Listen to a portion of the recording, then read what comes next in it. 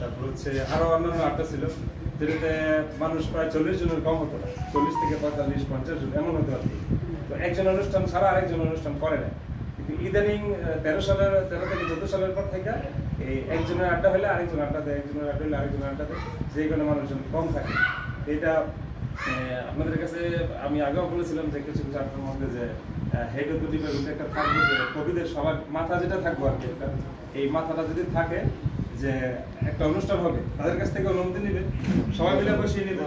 যে এই জিনিসটা আমি আজকে অনুষ্ঠানটা করতে চাই, এই অনুষ্ঠানটাকে এই তারিখে হবে কিনা বা শিডিউল আছে কিনা, তাহলে সব কবিরা ওই অনুষ্ঠানটা নিতে যেতে পারবে। পরবর্তী অনুষ্ঠানে যেতে না যেতে পারে, বিভক্ত হয়ে গেলে আমাদের কবিরা